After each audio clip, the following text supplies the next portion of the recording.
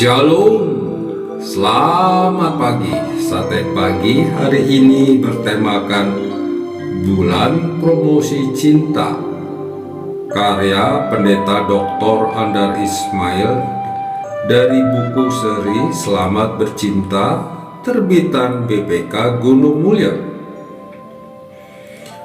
Koruptor itu terheran-heran ketika ia memasuki gerbang neraka. Sungguh di luar dugaan. Ternyata suasana di neraka begitu menyenangkan. Semua petugas bersikap sopan santun dan murah senyum. Langsung koruptor itu merasa betah tinggal di neraka. Akan tetapi petugas di bagian pendaftaran berkata, "Maaf Pak, ternyata ada kesalahan administrasi. Bapak belum tiba waktunya untuk meninggal dunia. Jadi Bapak dipersilakan kembali lagi ke Jakarta." Beberapa bulan kemudian, koruptor itu betul-betul meninggal dunia. Ia merasa terjamin sebab ia tahu bahwa keadaan neraka sangat menyenangkan.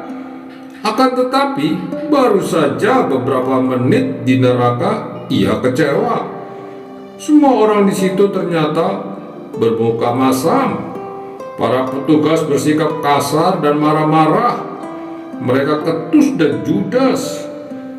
Koruptor itu memberanikan diri bertanya kepada seorang petugas, "Pak, mengapa keadaan sudah berubah?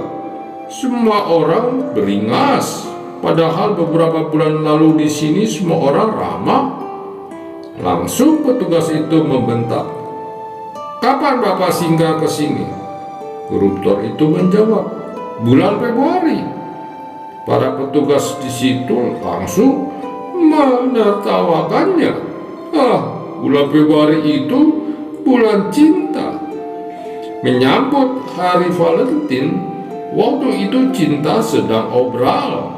Ada diskon cinta 40%. Itu promosi cinta.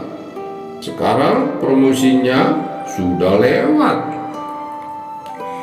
Pacaran juga merupakan masa promosi cinta. Ketika sedang pacaran, kita bicara dengan suara yang penuh kasih sayang, halus lembut, dan panjang sabar. Duduk berdekat-dekatan, sebentar-bentar tangan bersentuhan, manis, romantis. Tiap kali bertemu dengan pacar, kita saling puji, saling rayu, rayuan gombal. Semuanya itu cuma pura-pura. Pada masa pacaran kita senang digombal dan menggombali. Kedua pihak sibuk berpromosi. Bukan hanya dengan pacar kita saling promosi, melainkan juga dengan calon mertua. Di depan calon mertua kita pura-pura sopan dan sebentar-bentar mengangguk-angguk. Pihak calon mertua pun berpromosi, pura-pura ramah, senyum-senyum selalu, tampil dengan wajah penuh pengertian. Tak ketinggalan pula kue ini dan kue itu disuguhi. Mari kuenya dicicipi. Bagaimana halnya kemudian hari ketika sudah menikah? TST alias tahu sama tahulah. Promosinya sudah lewat. Voucher diskon cinta sudah tidak berlaku. Juga masa pacaran dengan Allah ada promosinya. Misalnya menjelang ujian akhir kita jadi rajin berdoa. Tentu ada maunya. Kita minta Tuhan menolong supaya bisa lulus. Maka kita pun mulai mengobrol janji. "Tuhan, kalau aku lulus, aku janji akan begini. Aku janji akan begitu."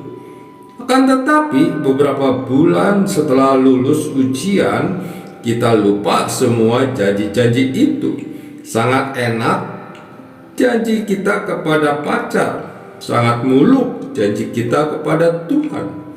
Seorang bijak yang dijuluki sang pendidik menulis, jangan terlalu cepat berjanji kepada Allah. Dan kalau engkau berjanji dengan Allah, tepatilah secepat mungkin. Lebih baik tidak membuat janji daripada berjanji tetapi tidak menepatinya.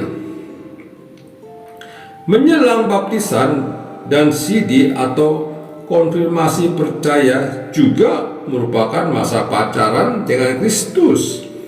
Kita jadi merasa dekat dengan Kristus. Kita jadi bergiat dalam kehidupan bergereja. Kita jadi rajin membaca Alkitab. Akan tetapi kemudian hari cinta kita kepada Kristus mulai memudar sedikit demi sedikit.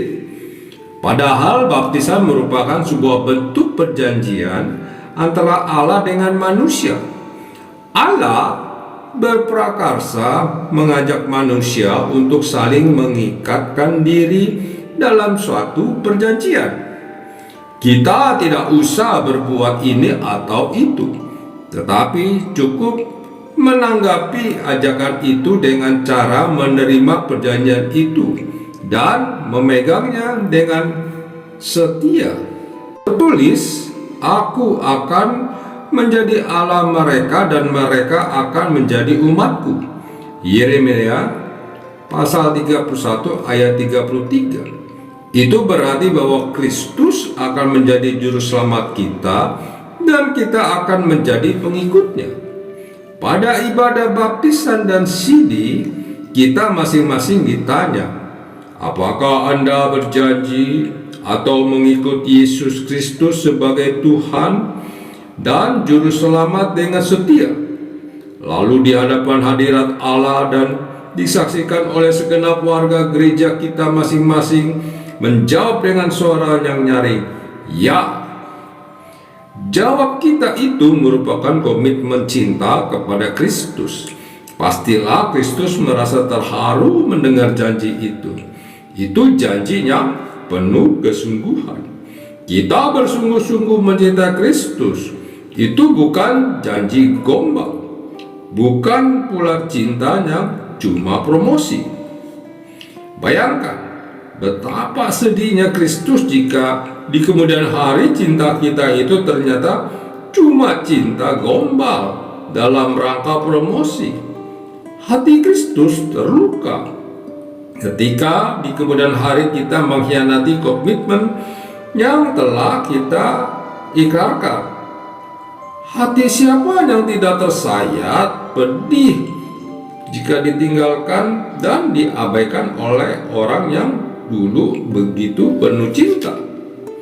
Dalam kepedihan hatinya itu, apakah akan diperbuat Kristus? Apakah ia akan membuang kita? Sebaliknya tertulis, jika kita tidak setia, dia tetap setia. 2 Timotius pasal 2 ayat 13. Sesekali Kristus berlinang air mata. Ia teringat akan kita saat kita sudah lama melupakan dia. Dengan rasa sedih, ia tetap mengingat kita. Cintanya yang dulu masih tetap berlaku. Amin. Mari kita berdoa. Bapa Surgawi, kami bersyukur dan berterima kasih kepadamu ya Tuhan, bahwa renungan pagi ini mendidik iman kami supaya kami tetap taat dan setia kepadamu. Amin.